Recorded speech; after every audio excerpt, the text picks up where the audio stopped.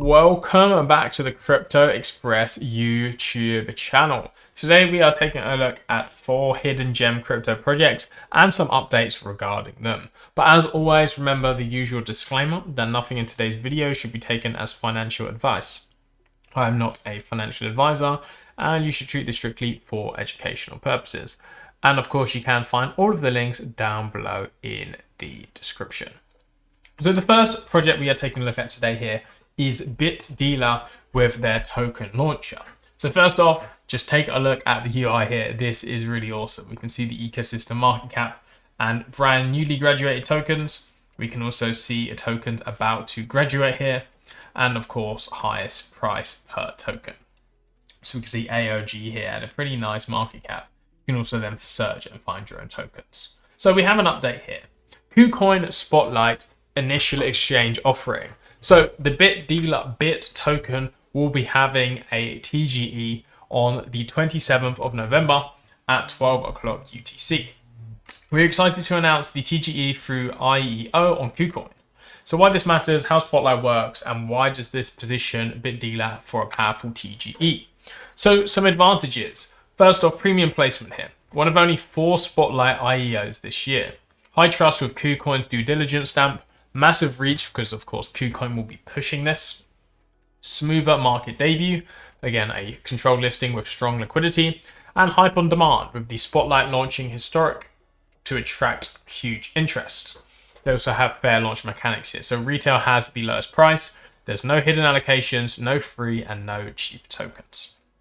So KuCoin states that the Spotlight for each project goes through rigorous review. Out of all token listings, only 3 projects have passed this Spotlight, which was pump.fun, which means that BitDealer getting the Spotlight is a signal that this isn't just another token listing. Also, there is dynamic and built-in liquidity here. So normally you get launch momentum, visibility, and smoother mechanics versus a random listing on a lesser exchange. This means there's less dead token risk and better odds that the project has backing and promoted muscle. So you can take a look at the BitDealer tokenomics here. We of course can see the split and supply and the full distribution. Then of course we have some more details on how this actually works. So you need a KIC KuCoin account and you hold KCS tokens for a snapshot daily. And your average balance determines the max allocation you will receive for this. You of course subscribe to this page on Spotlight.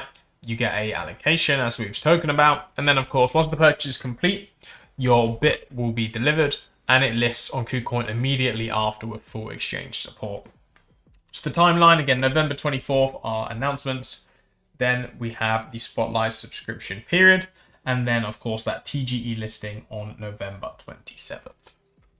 But now let's take a look at World of Dypians and their latest updates here.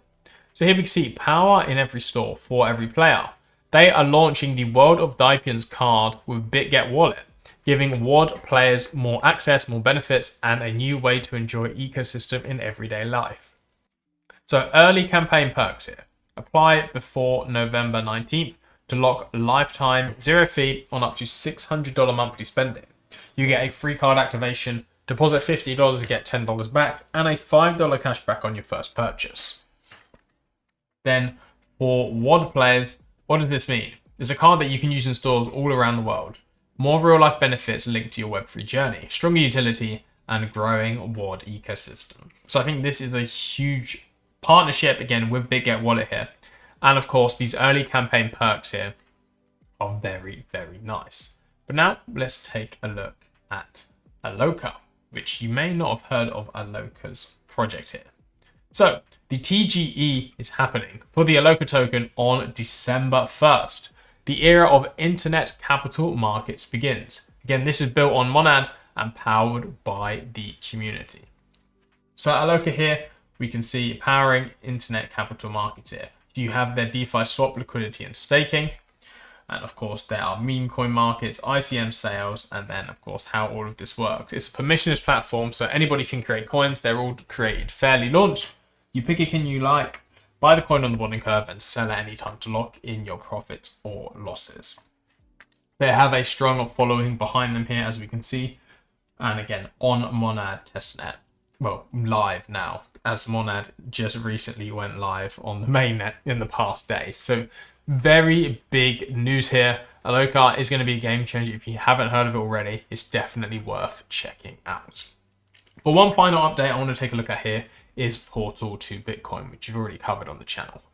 So everybody's trying to solve cross-chain trading with shortcuts, pools, validators, and wrapped assets. But the real solution here was actually theorized back in 2013. The only model that removes intermediaries entirely is the one built on pure atomic swaps here. And that's why Portal took the long road, security first, no custody, no assumptions, no compromise. Reach consent. We have a short video here, which you can find linked down below in the description. So again, this approach eliminates the risks associated with bridges and wrapped assets, making it a robust solution for cross-chain interoperability. So Portal to Bitcoin here is in a key sector, and they are going to get more and more popular as all of this does grow. But I hope you have enjoyed this video here today. Again, check out all of the projects linked down below in the description. Let me know your favorite updates, and I'll see you next time.